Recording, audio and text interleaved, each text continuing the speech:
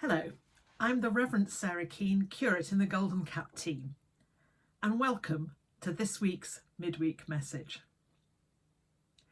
So in our short Lent leaders course, we come to Esther. Now, Esther always puts me in two minds.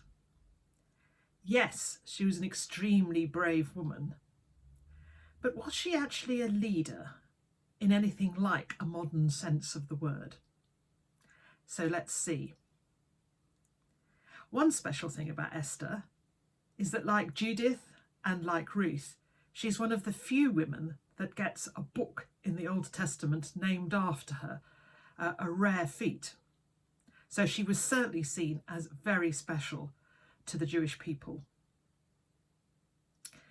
The story is set in the days of the Persian Empire, when Artaxerxes was in charge.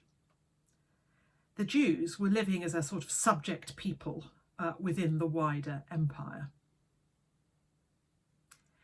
Now, I rather like the opening part of the Book of Esther, because at that point, Artaxerxes was about to make someone else's queen, a very lively young woman called Vashti. Now, Vashti sounds a lot of fun. Vashti was quite a party girl and knew her own mind. And when Artaxerxes asked her to come along to a celebration of what was to be him making her his queen, she refused. She was having too much of a good time where she was. Needless to say, that did not go down well with the ruler of the Persian Empire. So Vashti was well and truly banished at that point. So what to do? Artaxerxes still wanted a queen. And this time he was going to make no mistake about it.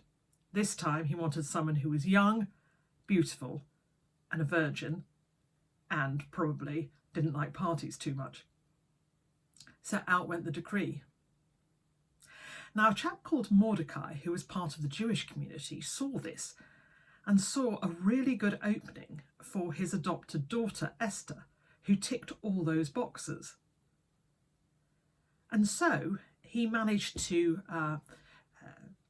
bring it together so that of all the candidates, Esther was pushed forward as potentially being the future queen. Certainly her beauty took the eye of Artaxerxes, and so after a bit of finagling, she came forward, and she kept quiet as Mordecai had advised about her Jewish ancestry. And certainly she competed very successfully with any of the other young women under consideration. And so Artaxerxes did indeed make Esther his queen. And that gave her quite a position in the court, as you can imagine. Mordecai must have been very pleased with himself about this, but Mordecai was also slightly his own worst enemy, because what Artaxerxes had done at the same time was make a chap called Haman his right-hand man, the sort of person who did day-to-day stuff in the empire. And Haman, like many a functionary promoted possibly above his ability, power went to his head, and he insisted that everybody came and made obeisance to him. In other words, bowed the knee before him as a senior official. Mordecai, being true to his Jewish beliefs, wasn't willing to do that for anyone short of God, and so refused. And Haman took against him. And he didn't just take against him, but having done some investigation about Mordecai's community, sent out a proclamation, not just in Susa, the capital, but throughout the Persian Empire, suggesting or fomenting genocide against the Jews. Mordecai realised, of course, what he'd done then, and after some days of mourning, whilst he really abased himself in front of God, he also realised he needed to do something more constructive about that immediately before this decree was put into action. So what to do? Realising, of course, that he had his woman at court, he gets in touch with Esther, his adopted daughter, and asks her to do something with Artaxerxes to save her whole nation. Now, this is where some real bravery comes in on Esther's part, because it was forbidden for anyone to come into the king's presence unless the king had asked for them to come. It was always that way round. But Esther knew there wasn't enough time for that. So she comes in, she puts on her very best apparel. Having prayed deeply to God, she really does herself up. She puts her very best clothes on. Every bit of makeup is perfect, her nicest smile, and comes into the presence of the king. Now, for a moment, he's absolutely furious because no one's allowed to do this. But of course, God, softens his heart, and Esther makes obeisance and prostrates herself in front of him, no doubt with a pretty tear in her eye. And of course, Artaxerxes is completely won over. And so he promises her anything she wishes. And so what she wants, of course, is the proclamation rescinded and the end of Haman. So Haman comes to a rather nasty end, and Esther oversees the king writing a long proclamation which then goes out throughout the Persian Empire that says, forget killing the Jews, they're a valued member of our community. We should be showing some cultural understanding of them, so please don't kill them, and please look after them and honour them in your midst. And so, in a sense, everyone lives happily ever after at that point.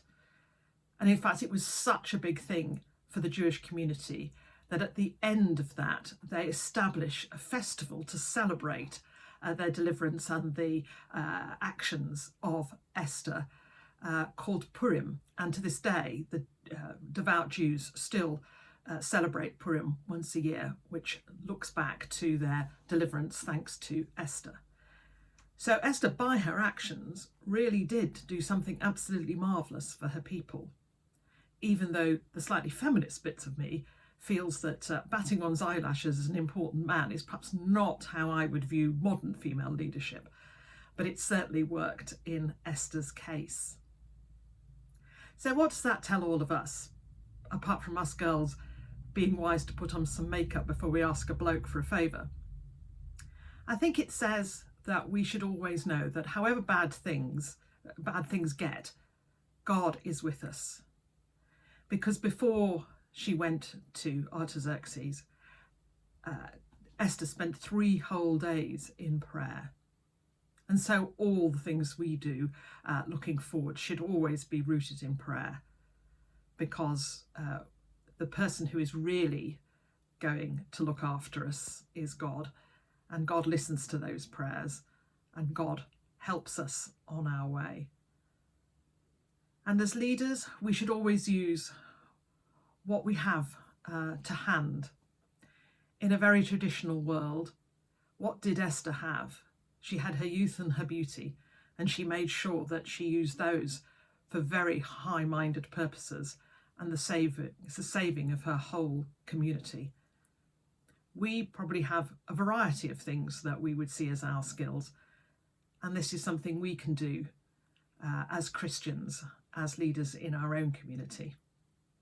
And that's really the moral of this tale, that God will see us right, and we need to use the gifts he's given us to help other people appreciate what he does for all of us. Amen. Goodbye, and see you next time.